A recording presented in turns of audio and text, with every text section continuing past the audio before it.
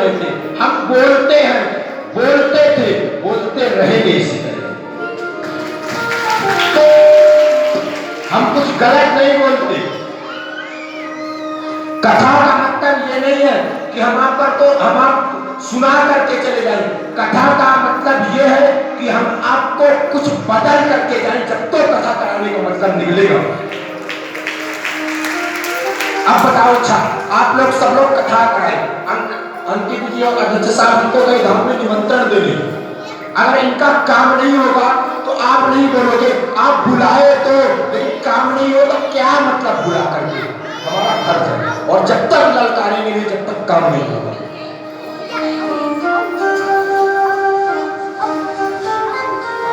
क्योंकि जिंदगी में ललकारते क्यों है, क्यों किसी की नहीं सुनते? हनुमान जी क्यों किसी की नहीं सुनते? क्योंकि हनुमान जी स्वयं के बदौलत राम की भक्ति को प्राप्त किए थे।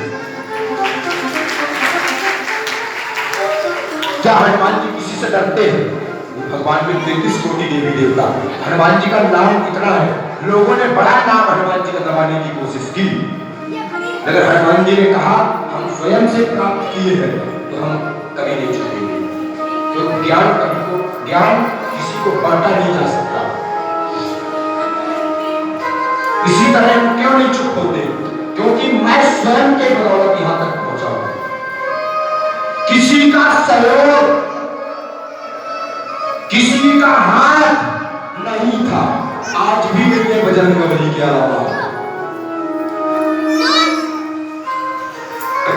कभी भी हम किसी को बोला करते हैं कि महाराज जैसा मत बोला करो, बोले नहीं बोलेंगे, क्योंकि हम स्वयं के बदौलत प्राप्त किए हैं।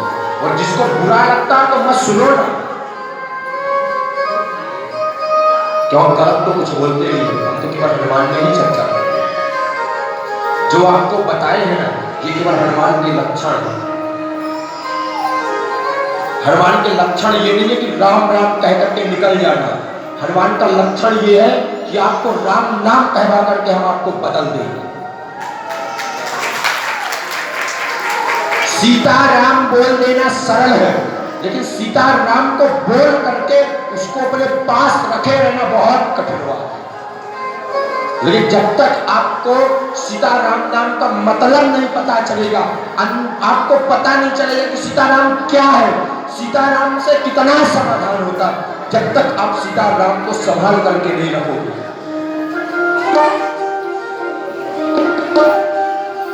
तो इंसान जिंदा जी मर जाता है, क्यों?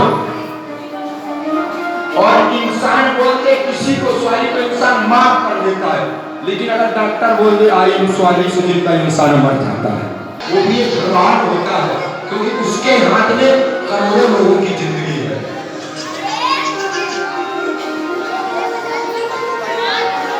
लेकिन